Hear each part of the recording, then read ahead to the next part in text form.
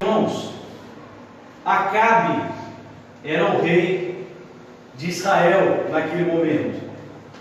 Acabe era o rei de Israel em Samaria. Israel havia sido dividido em dois reinos, o reino do norte e o reino do sul. E Acabe era o rei do reino do norte.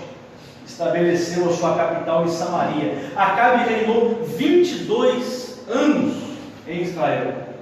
E ele andou nos caminhos tortuosos de seus antepassados. Acabe fez o que era mal aos olhos do Senhor, diz a palavra, mais do que todos os reis juntos que vieram antes dele.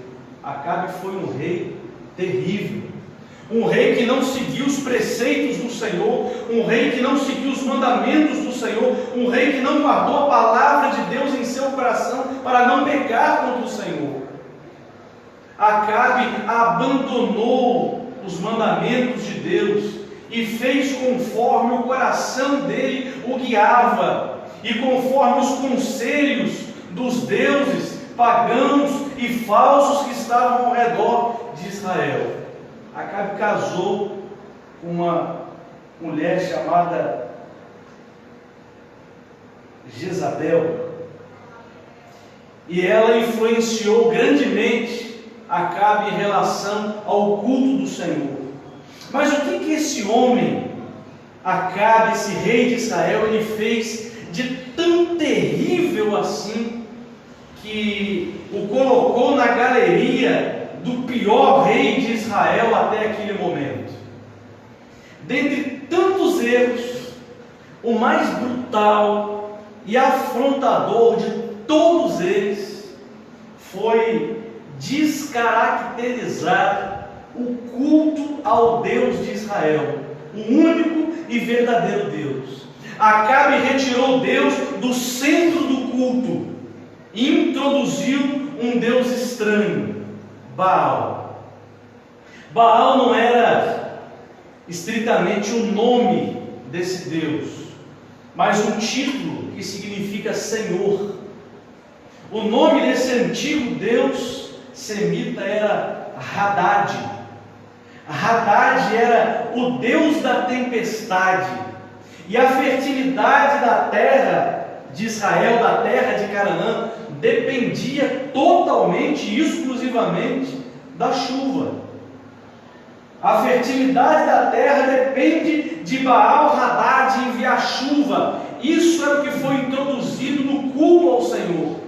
Os altares de Deus foram derribados e o altar de Baal Hadad foi colocado no culto de Israel. E eu quero lembrar os irmãos aqui que todas as instruções do culto que Israel deveria prestar a Deus havia sido orientado por Deus a Moisés.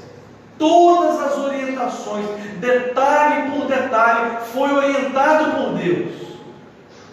Mas Acabe rejeitou a orientação e introduziu no centro do culto Baal Hadad. As armas desse Deus eram o trovão e o relâmpago, e a sua representação simbólica era um touro. Para muitos israelitas, introduzir no culto ao Senhor Deus de Israel a adoração a Baal Hadad parecia algo muito interessante. Por quê?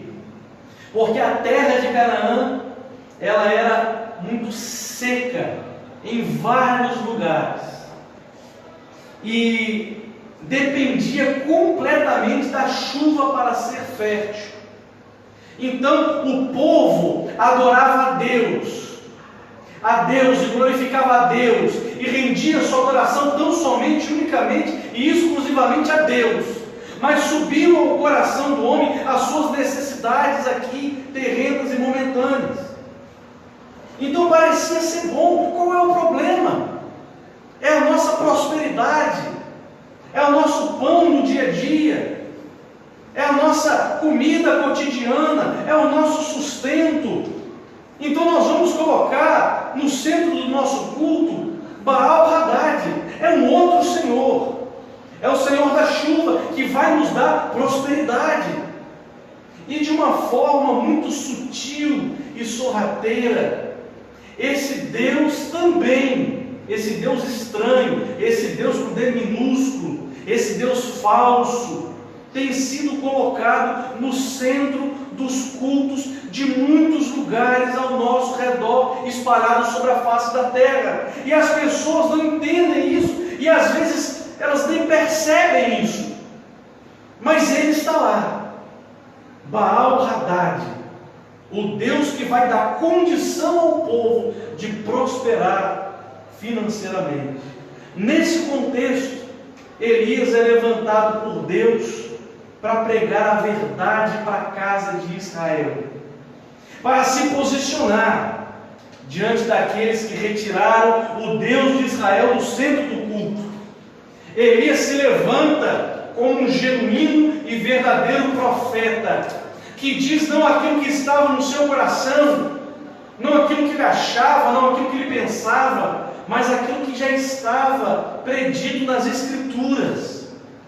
Então Elias se levanta para se posicionar de forma forte, de forma firme, contra Baal-Hadad, e para alertar a casa de Israel sobre essa sutileza dessa heresia que estava sendo introduzida no seio do culto ao Senhor.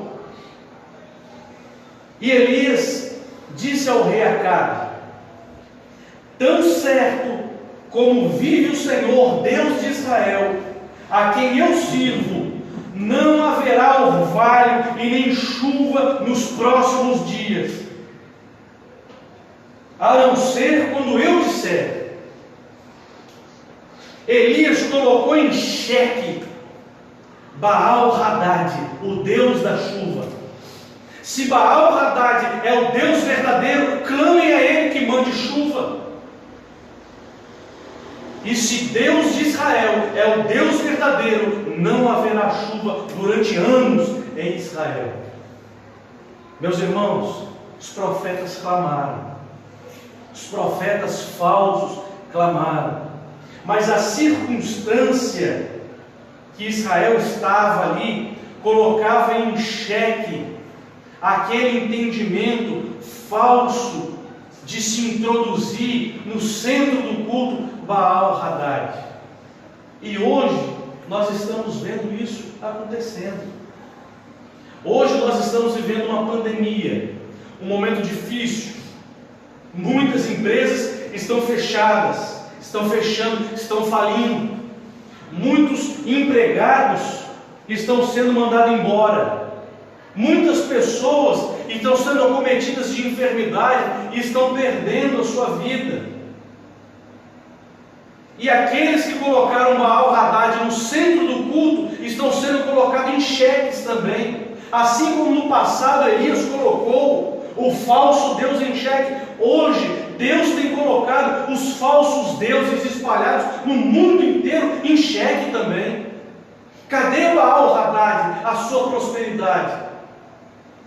Cadê Baal-Hadad, a cura das enfermidades?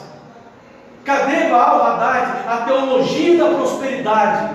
Todo servo de Deus tem que prosperar, todo servo de Deus tem que ser rico, todo servo de Deus que seja um servo de Deus cheio do Espírito Santo, um homem de Deus deve ser abençoado na sua vida profissional. Cadê? Foi colocado em xeque e caiu por terra diante das palavras do profeta Elias no passado, como um símbolo para nós hoje, diante das verdades da Escritura. Não servimos a Deus pelo que Deus dá, servimos a Deus pelo que Deus é. Deus é soberano, Deus é poderoso, Deus é o único Deus, Deus é amor, mas Deus também é santo, Deus é juízo, mas Deus também é justiça, e a esse Deus toda honra, toda glória e todo louvor. E se eu prosperar, louvado seja o nome do Senhor, e que Ele me abençoe para que eu possa usar os bens que Ele me deu para a honra e glória do nome dEle, e não para satisfazer as minhas vaidades e o meu egoísmo. Mas e se Deus não prosperar? Louvado seja o nome do Senhor, porque eu não sigo a Deus pelo que Ele dá, eu sirvo a Deus pelo que Ele é. Se Deus tirou, há um propósito na parte de Deus para isso. Se Deus deu enfermidade e permitiu que ela chegasse ao seu coração, à sua vida, há um propósito de Deus nisso. Mas eu não estou entendendo o propósito, meu irmão. E nem sempre nós entendemos o propósito de Deus. Mas a fé, ela não compreende, às vezes, as situações que nós estamos enfrentando. Mas a fé crê em Deus, independentemente da circunstância que nós estamos. Isso é ter fé em Deus. Nós não olhamos para as circunstâncias, nós olhamos para Deus. E mediante aquela palavra de Elias, não caiu chuva em Israel, não caiu chuva na terra de Canaã, e houve grande seca, grande dificuldade, e tudo aquilo que estava acontecendo era para mostrar ao povo que só o Senhor é Deus. E tudo que está acontecendo hoje ao nosso redor é para mostrar, irmãos, creiam nisso, é para mostrar que só o Senhor é Deus. E que não há Deus fora do Senhor. Ele é o único e verdadeiro Deus. Elias, mediante todas as situações, foi sustentado pelo Senhor.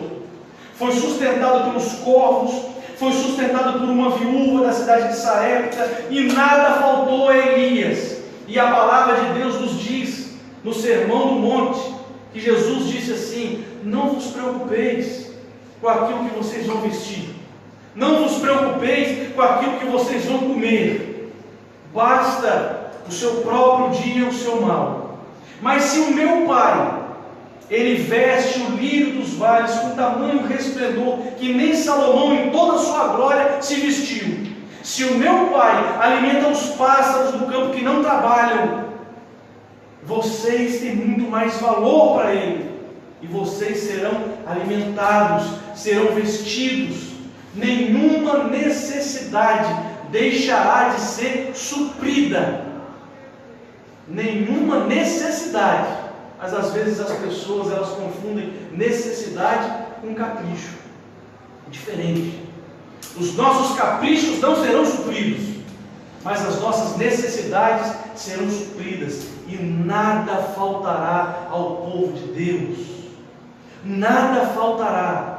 Não vai faltar o sustento, não vai faltar as vestes, e você vai passar por essa situação adversa, pelo sustento de Deus, pelo amor de Deus em Cristo Jesus, revelado ao seu, ao meu e ao nosso coração. 3 anos de seca e 6 meses, grande fome em Samaria, quando o Senhor mandou Elias à presença de Acabe, e Elias disse a Acabe: quando eu disser vai chover, está chegando a hora em que vai chover e tudo vai voltar à sua normalidade.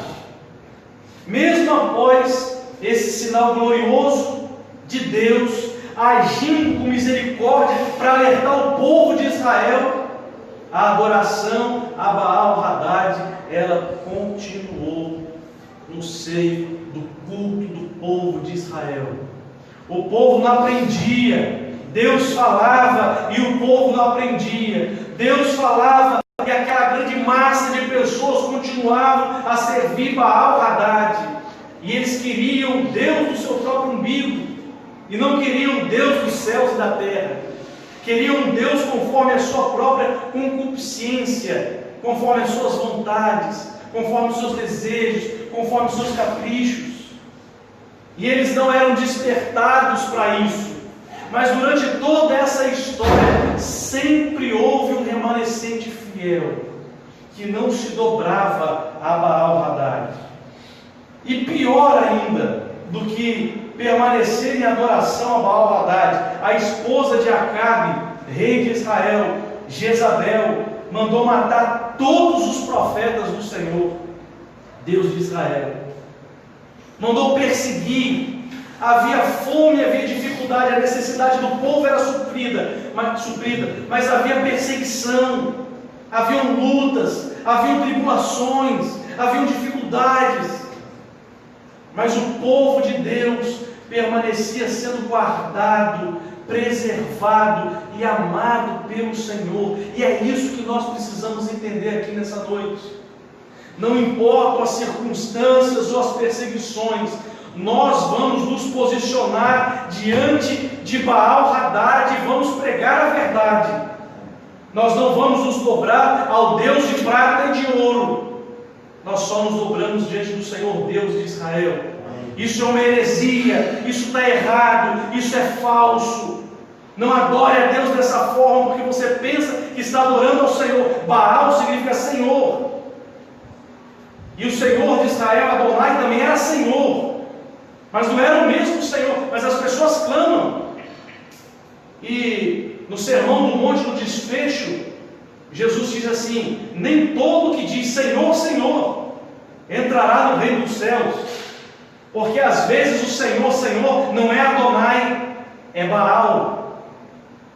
E essa palavra de Deus, lá no Evangelho de Mateus, no Sermão da Montanha, no desfecho, fala sobre os falsos profetas, sobre as falsas igrejas, sobre os falsos mandamentos.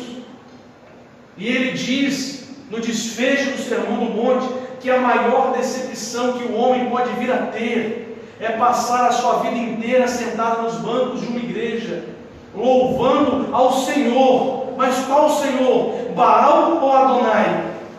Ele não sabe, ele acha que está servindo a Adonai, mas ele serve a Baal. E ele glorifica Baal, e ele cultua Baal. E no dia do Senhor, o dia que Jesus Cristo vir aqui à terra, nas nuvens, de forma visível, e chamar o seu povo, ele vai olhar para esses que não serviram conforme as Escrituras, que não praticaram as Sagradas Escrituras conforme as orientações de Deus e os mandamentos do Senhor, e vai olhar para eles e vai dizer abertamente, diz a palavra: não vos conheço, apartai-vos de mim, vós que praticais iniquidade. Vocês não praticam a verdade, vocês praticam a iniquidade. Grande será a ruína daquele povo, diz a palavra de Deus. Grande será a decepção, vai ser a maior decepção de todos os tempos. Passar os dias sentados no banco de uma igreja, e no dia da volta gloriosa de Cristo, ouvir a terrível declaração dele dizer: não te conheço. E isso deve trazer um grande alerta ao nosso coração. E quem serão aqueles que vão ouvir: eu te conheço, entra no gozo do teu Pai, entra na terra que te foi prometida, entra no paraíso? Quem são esses? Aqueles que ouviram a palavra e praticaram a verdade. Esses serão aqueles que vão entrar no gozo celeste de Deus. Então a palavra de Elias, ela é mais atual do que nunca. O alerta de Elias é mais atual do que nunca. Elias se levantou para falar a verdade. Elias disse assim, e antes de Elias falar, Elias foi acusado, Elias foi difamado, Elias foi ameaçado de morte, Elias foi perseguido. Tudo isso por falar a verdade. E falar a verdade vai gerar essa consequência na vida do povo de Deus. Pode ter certeza disso. Se você não é difamado pela sua fé, se você não é perseguido pela sua fé, se você não é caluniado pela sua fé, se ninguém se levanta com inveja pela sua fé, então reveja a sua fé. Porque a fé genuína e verdadeira, ela faz com que isso aconteça na nossa vida. As pessoas, elas se levantam contra, por quê? Porque a verdade, diz a Bíblia, expõe o erro. A verdade expõe o pecado. E aquele que é exposto, ele não se agrada. Ele se levanta contra e ele passa a perseguir a igreja do Senhor. Então Elias se levanta diante de Acabe e diz: eu não tenho perturbado a Israel. Ele foi acusado de ser perturbador de Israel. E ele diz: quem tem perturbado Israel é você, Acabe, e a casa de seu pai, porque vocês, e aqui está o alerta, abandonaram os mandamentos do Senhor e seguiram os Baales. Qual foi o grande erro de Acabe? Qual foi o grande erro da casa de Israel? Qual foi o grande erro daquele momento que eles cometeram? Eles abandonaram os mandamentos do Senhor e foram viver conforme aquilo que eles achavam. E hoje, irmãos, isso é uma realidade. As pessoas pegam a palavra de Deus e dizem: eu sirvo ao Senhor, e eu interpreto a palavra de Deus dessa forma, e sigo dessa forma aqui. Aí vem um outro grupo e diz: não, mas eu recebi algo de Deus, e eu sigo ao Senhor dessa outra forma aqui. E vem outro grupo, e outro, e vão se levantando vários grupos, e todos eles se levantam dizendo: eu recebi algo de Deus e sirvo a Deus dessa forma aqui. Mas e os mandamentos do Senhor? E os preceitos do Senhor escritos aqui, de forma literal, contextual, gramatical, linguística? Está escrito, registrado na palavra de Deus. Não segue. Não, eu interpreto dessa outra forma aqui.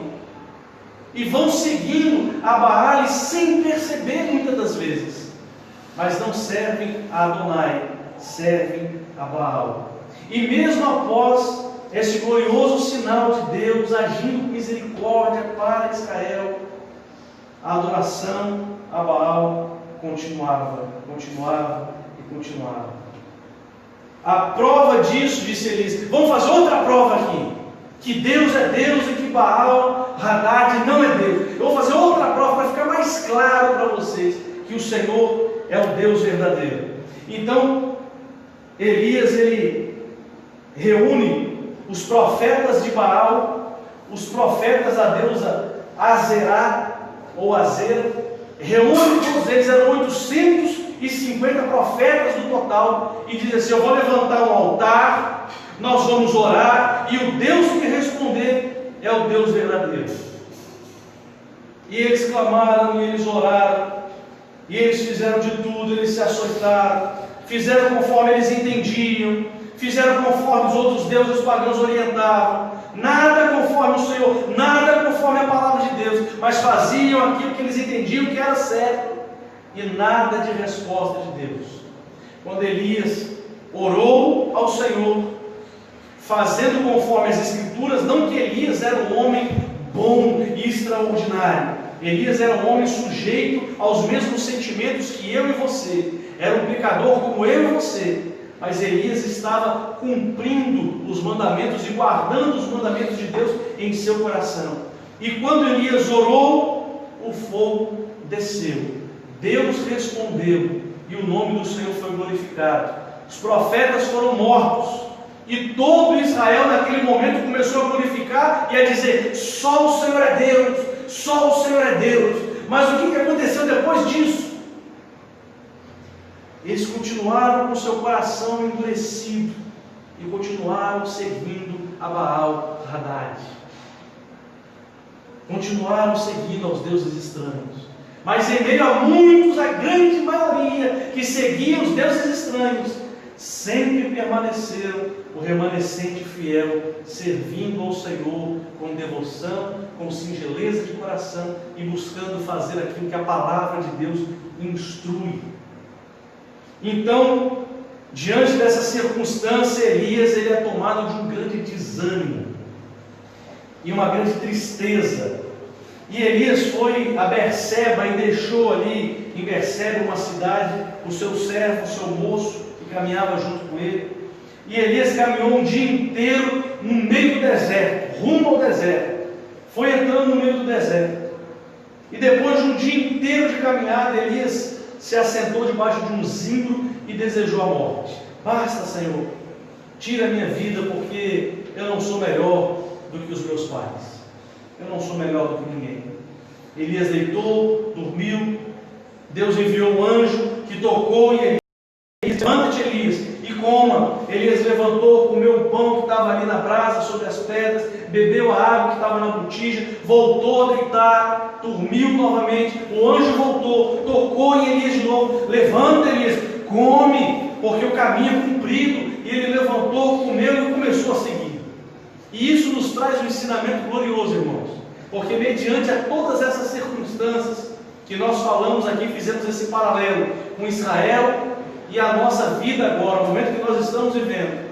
Nós não somos super crentes, nós não somos blindados de tal forma que a angústia não venha subir o nosso coração, que a tristeza não venha subir no nosso coração, que o desânimo não venha subir no nosso coração. Nós somos pobres e necessitados, assim como Elias também era.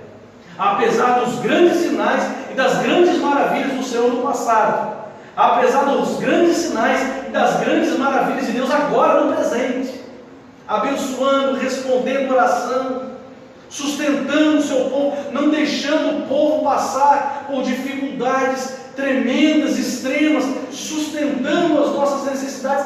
Mesmo assim, a angústia sobe no nosso coração e nós somos sujeitos a isso.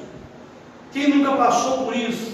E nesse momento que nós estamos vivendo, de pandemia, de tribulação, de angústias, de dificuldade, de perplexidade, sobe a tristeza por muitas vezes no nosso coração, sobe a angústia por muitas vezes no nosso coração, mas Deus sempre enviará alguma coisa, um recurso. Lá Ele enviou um anjo, aqui Ele pode enviar anjo também, ou pode enviar um servo de Deus para te abençoar, pode enviar uma pessoa que não seja nem um servo de Deus, mas que vai te abençoar, que vai responder a oração que você fez. Deus vai mover aquilo que é natural de uma forma que o sobrenatural vai se manifestar na sua vida. Deus responde a nossa oração. Elias orou a Deus e disse: Senhor, basta Senhor, tira a minha vida, eu já não aguento mais, basta, eu não aguento mais as angústias, eu não aguento mais as aflições, eu não aguento mais as perseguições, eu estou sozinho. E ele se sentiu só, ele não se sentiu bom, e realmente o homem não é bom, mas ele estava com aquele sentimento de inferioridade, não tem? Eu sou a pior pessoa da face da terra, eu sou ruim, eu sou péssimo, eu sou horrível, ninguém gosta de mim, ninguém me ama, ninguém estende a mão para mim, eu estou sozinho, as pessoas cumprimentam umas às outras, mas a mim ninguém me cumprimenta, a mim ninguém vem me dar um bom dia, a mim ninguém vem me dar uma boa noite, uma boa tarde, ninguém vem apertar minha mão e dizer graça e paz, meu irmão, e eu estou sozinho, eu estou com esse sentimento de inferioridade aguda e extrema. E pelo pior que seja o sentimento, Deus vai responder a sua oração, meu irmão, se você realmente faz parte do remanescente de Deus.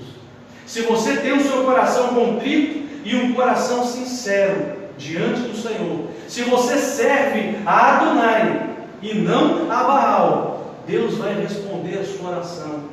Deus vai confortar o seu coração através do Espírito Santo, porque Ele não nos deixou órfãos, Ele não nos deixou sozinhos e abandonados na face da terra. Há um Deus poderoso e vivo, irmãos, que cuida de nós, que cuida de você, que conhece as suas dores, que conhece as suas angústias, que conhece as suas aflições, que conhece os pensamentos ruins que se levantam sobre a sua mente, que conhece os pensamentos, até mesmo esse tipo de pensamento aqui, quando ele diz: Senhor, eu quero morrer, a minha vida não tem mais sentido, eu quero tirar a minha própria vida. Nesse momento de dor e de tristeza, angústia aguda, Deus fala ao nosso coração e nos conforta, e sempre nos confortará através do Espírito Santo.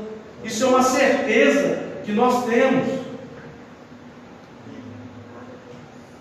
Então Elias disse ao Senhor: tenho sido muito zeloso pelo Senhor, Deus dos exércitos, porque os filhos de Israel deixaram a tua aliança, derrubaram os teus altares, mataram os teus profetas. A espada, só eu fiquei, e eles estão querendo tirar-me a vida. Eu estou só, eu estou sozinho, não tem ninguém que cuide de mim, não tem ninguém que olha por mim, não tem ninguém que me preserve. Exatamente nesse momento, Deus se revela como Ele realmente é. E a revelação, a luz jogada na Escritura do tempo veterotestamentário, para nós agora, foi dada pelo apóstolo Paulo aos Romanos. Eu convido todos os irmãos a abrirem as suas Bíblias, Romanos capítulo 11, nós vamos ler do verso 3 ao verso 5. o Deus que preserva e cuida do seu povo. Romanos capítulo 11, verso 3 e verso 5. Vamos conferir nas Escrituras se essa interpretação do tempo veterotestamentário que eu estou dando, pedindo, se está correto. Amém? Todos abriram? Romanos capítulo 11, verso 3 ao 5. Senhor, mataram os teus profetas, derrubaram os teus altares. Sou o único que sobrou e procuram tirar a minha vida. E agora é a resposta aqui de Paulo. Mas qual foi a resposta divina para Elias mediante aquela aflição? Foi esta: reservei para mim 7.000 homens que não dobraram os joelhos diante de Baal. Assim também, nos dias de hoje, sobrevive o remanescente segundo a eleição da graça. O que Paulo está dizendo aqui? Assim como lá com Elias, eu separei 7.000 homens que não morreram. Elias orou e falou: estou sozinho, Senhor, eu sou o último dos profetas, eu estou abandonado, eu estou jogado às traças. E Deus respondeu a Elias dizendo assim: não, Elias, 7.000 profetas eu separei, eu guardei, eu preservei, eu cuidei, eu sustentei. Você não está só. Nós aqui que estamos reunidos nesse lugar, nós não estamos sós. Nós não somos a única igreja bíblica na face da terra. Há servos de Deus espalhados em todos os 4 cantos da terra. Não é placa, não é denominação, não é CNPJ. É o povo de Deus eleito e transformado pelo poder de Cristo Jesus. É isso que ele está dizendo. Esse remanescente é segundo a graça. No verso 6 ele diz: não por obras, mas pela graça. Se for por obras, então já não é Deus que está fazendo, é pela graça. Nós não merecemos, irmãos, sermos preservados. Estão entendendo isso?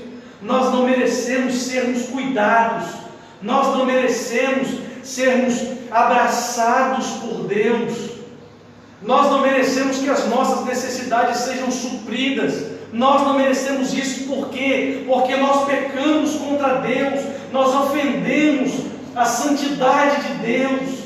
Nós fomos imputados pelo pecado de Adão, não merecemos a salvação, não merecemos a graça, não merecemos nos relacionar com Deus Santo, não merecemos isso. Mas pela graça de Deus, revelada em Cristo Jesus, não foi pelo que eu fiz, não foi pelas minhas obras, não foi pelo meu correr, pelo meu andar, pelas minhas palavras, mas foi por Cristo na cruz do Calvário. Foi pela obra dele na cruz do Calvário, que ele pegou o seu pecado, cravou na cruz do Calvário e te salvou, e te elegeu para que você seja vaso de misericórdia e não vaso para ira. Deus vai demonstrar a sua ira naqueles que não aceitaram o Senhor. Ele vai demonstrar pela responsabilidade deles, dos homens, mas Deus vai mostrar a sua misericórdia e a sua graça, para a qual aqueles ele elegeu, ele transformou, ele justificou, e ele está santificando até o dia bendito da nossa glorificação, até o dia que esse corpo vai deixar de ser um corpo corrupto e cheio de pecado, e vai se revestir da glória de Deus, da imortalidade, e o pecado vai ser expurgado e aniquilado de uma vez por todas, e nós vamos poder dizer ao Senhor: onde está a morte, o teu aguilhão? Onde está o inferno, a tua vitória? Tragada foi a morte na vitória, agora de uma vez por todas eu sou santo, eu sou salvo, e eu vou entrar pelos portais eternos. É isso que ele está dizendo.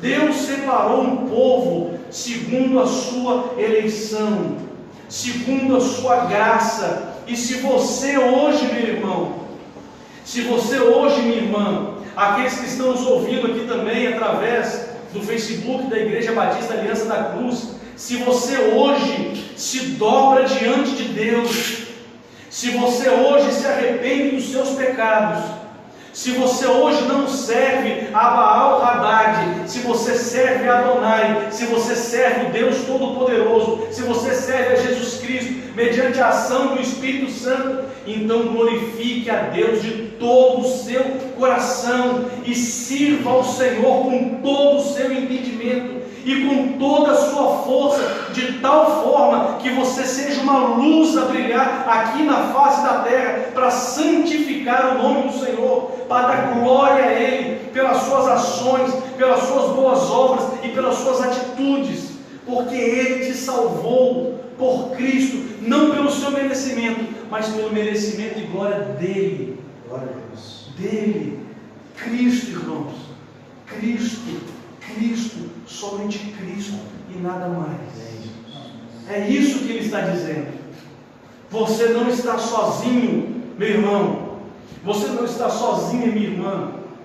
Nós não estamos sozinhos, igreja, povo de Deus, eleitos do Senhor, nação sacerdotal. Vocês não estão sozinhos. Deus está cuidando de vocês. Deus está preservando e cuidando o seu povo, para que no grande e bendito dia do Senhor, aquele que iniciou uma boa obra nos nossos corações, Ele continue aperfeiçoando. Até quando, irmãos? Até o dia da volta de Jesus. Se Ele iniciou boa obra, Ele vai concluir essa obra para a honra e glória do nome dEle. Por isso, rendam louvores ao Senhor. Bendigam ao Senhor a todo instante, a tempo e fora de tempo. Louvem ao Senhor, porque Deus se move de compaixão para nos salvar e para nos resgatar. Amém? Amém, irmãos? Amém. Então amém.